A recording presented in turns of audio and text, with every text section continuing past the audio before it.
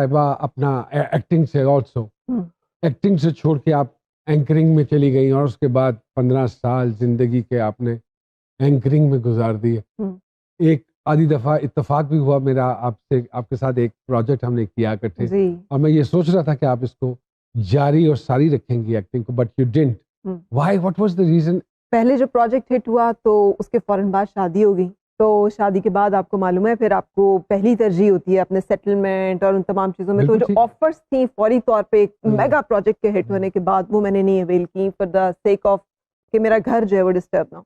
Then again मैं पढ़ रही थी कराची में, मैंने बहुत काम किया, फिर मुझे ब्रेक्स लेने पड़े क्योंकि बच्चे, फिर बच्चों को लुक आफ्टर करना। सूट यही किया कि एक स्टेशन प्रोग्राम जिसमें कि उस शहर से बाहर ना जाना पड़े और कोई ऐसी आसानी पैदा हो जाए काम में कि सुबह 9 to 12 किया और उसके बाद you are whole day with the kids. हाँ, ख्वातीन को एक्नॉलेज नहीं किया जाता मगर औरतों को इस तरह की एडजस्टमेंट करनी पड़ती है अपने करियर्स में, भले वो जिंदगी के किसी करियर में हो।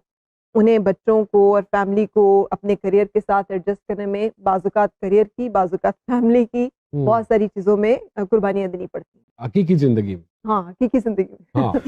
15 साल एक इदारे को दे दिए, क्या वफा की उस इदारे ने आपके साथ? मुश्किल सवाल है जो इसका जवाब जो है वो देना उससे भी ज्यादा मुश्किल है। आई थिंक दुनिया आपकी सबसे बड़ी गलती होती है जब आप एक्सपेक्ट करते हैं कि if you are doing good तो दूसरा बंदा भी आपके साथ अच्छा करेगा क्योंकि उसे अच्छा करना चाहिए। सो आप समझते हैं फराज साहिबा कि यहाँ ईमानदारी से किसी के साथ जुड़ने में कोई फायदा नहीं है? प्रोफेशनली मेरा नहीं ख्याल कि आपको ट्रस्ट सही लोगों पे करना चाहिए। तो आप समझती हैं कि 15 साल गलत लोगों पे ट्रस्ट किया आपने? मैं जितना आपने ये सफर नहीं किया कह सकती। नहीं आप क्यों, अभी आप उसी में चैनल नहीं तो अगर आपको आपकी मेहनत का फल ना मिले हाँ। या आपकी मेहनत का पूरा पूरा मुआवजा ना मिले तो फिर उस मोहब्बत और उस प्यार और उस इज्जत को फूकना है। सही कह रहे हैं आप, दुरुस्त। लेकिन यहाँ पर एक बहुत बड़ा अलमिया ये भी है, अभी जैसे बात कर रहे थे, अलमिया ये है बिकॉज सॉरी मैं कतलामी की माफी चाहता हूँ, ये सिर्फ आप सफरर नहीं है, हम में से इनके साथ भी हाथ हुआ है, मेरे साथ भी हुआ होगा डेफिनेटली, या हुआ है, उधर भी है उधर भी है, हम सब सफरर। दुरुस्त फरमा लीजिएगा, हुआ है नहीं हो रहा है और मुसलसल और लेकिन कसूर करने वाले के साथ साथ सहने वालों का भी है। हम सब अपनी अपनी अकेले अकेले जंग लड़ते हैं। आज जर्नलिस्ट का फोरम मौजूद है, एक्टर्स का, काम करने वाले लोगों की एक आवाज क्यों नहीं है कि जिनके राइट्स से, जिनके मामला को लुक आफ्टर करने के लिए भी कोई लॉबी हो। बन चुकी हुई है और जैसे हमारी प्राइवेट जी हम लोग मेंबर हैं, बिल्कुल।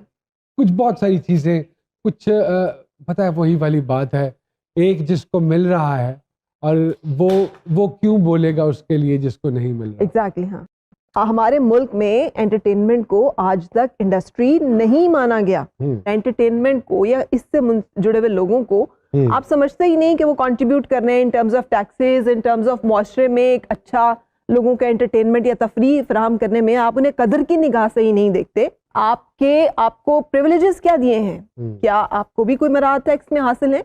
क्या आपको भी कोई रियायत एयर टिकट्स पे मिलती है? क्या आपको भी किसी जगह पे सरकारी गाड़ी की कोई मराहत है? कुछ इस तरह की कंसेशंस हासिल है जो नहीं है। तो ये तमाम वो चीजें हैं जिनको हमें कंसिडर करना पड़ेगा जब हम अपने मुल्क के आर्टिस्ट को और इस इंडस्ट्री का मुकाबला करते हैं दुनिया के साथ। अच्छा सर, आप लोग इस बात को मानते हैं फराजी, स्पेशली फॉर यू, एक सवाल है मेरा सर, कि कुछ लोग जो हैं वो सच्चे लहजे में झूठी बातें करते हैं, खासतौर पे हमारी इंडस्ट्री में? बिल्कुल बिल्कुल, हमारी इंडस्ट्री में नहीं, दुनिया में। ये दुनिया दो रंगी, अंदरों वैरी, बाहरों संगी। तो दुनिया के दो रूप तो है ना। आपने तो हमेशा इंटरव्यूज किए हैं आज कोई आपसे सवाल पूछ रहा है तो कैसा महसूस होता है? आज भी ऐसे ही लग रहा है यही इंटरव्यू कर रही हैं। और सर मैं ऐड करना चाहता हूँ एक बात, बड़ी बड़ी खवातीन की आप इंस्पिरेशन रही हैं। बिल्कुल, salute ma'am, thank you very much. मैंने दरअसल बहुत जल्दी मॉर्निंग शो किया था, ये बात है 2000 की। उस वक्त अभी प्राइवेट मीडिया भी नहीं था, पीटीवी का बहुत बड़ा मॉर्निंग शो होता था।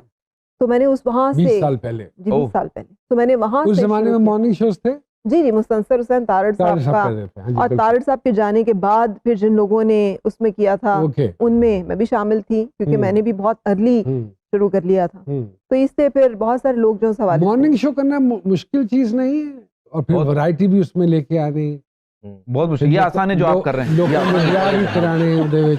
वहीं से खराबी शुरू हुई थी मॉर्निंग शो की, जब गुड्डे में सुइयां गाड़ी जा रही थी एक चैनल पे, दूसरे ने कहा उन्होंने क्या किया, उन्होंने कल यूं करके यूं कर दिया, निकालो। सिंध का जादूगर कैसा होता है, पंजाब का जादूगर कैसा होता है, सरहद का जादूगर, वो जादूगर आ गए, तो ये मॉर्निंग शो हो गए, वो बातें पीछे रह गईं।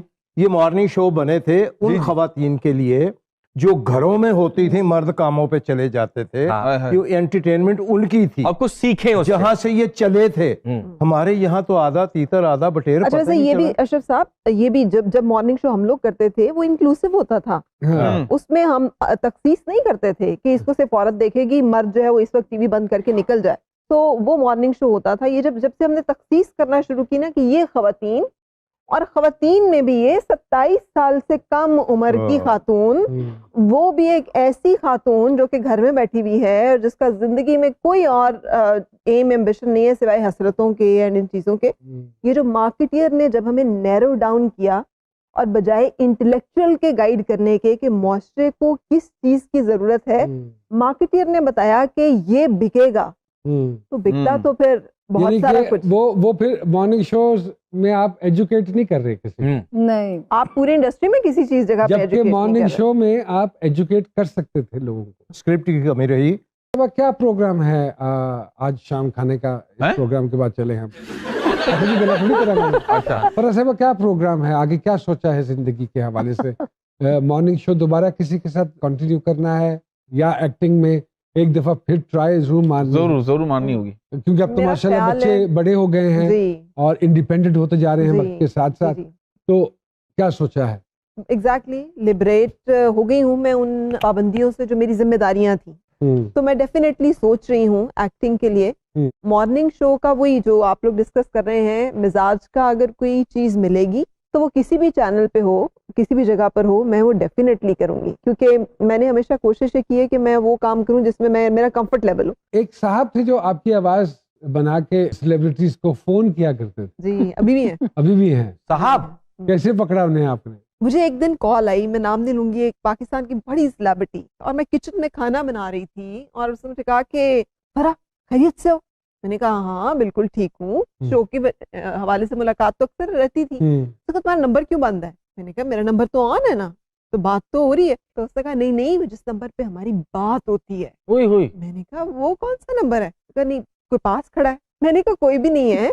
देन आई रियलाइज के मामला उससे बहुत बड़ा है जो मैं सोच रही हूँ, और फिर उसको मैंने रिपोर्ट किया तो वो पकड़ा गया वो, और उसके बाद जब उसको 14 साल सजा और जुर्माना। क्या वो आपकी आवाज बना के पैसे बटोरते थे? जी, वो लोगों के साथ। एक दिन मैं ऑफिस में बैठी हुई नुमान साहब, और मुझे एक बंदा आता भागा मेरा पीएन के आपके लिए ना आईपैड ये आया है। अच्छा, उस जमाने में मैंने अपनी स्टाफ से बात करी थी कि मैंने अपना ये जो है ना लैपटॉप चेंज करना है, तो मैं सोचती हूँ कि जो नया एयर आया ना वो लिया जाए, और उन्होंने कहा कि आपका वो आ गया है। तो मैं सोचूं कि कहाँ से आ गया और किसने मुझे दिया है। एंड आई आस्क्ड देम कि एक मिनट उनसे कहो कि रुके तो मैं आती हूँ। किसने कहा? उन्होंने कहा फरा से हमारी बात हुई है। मैंने कहा मुझसे तो किसी की बात नहीं हुई। जब तक हम वहां पहुंचे तो वो साहब समेत लैपटॉप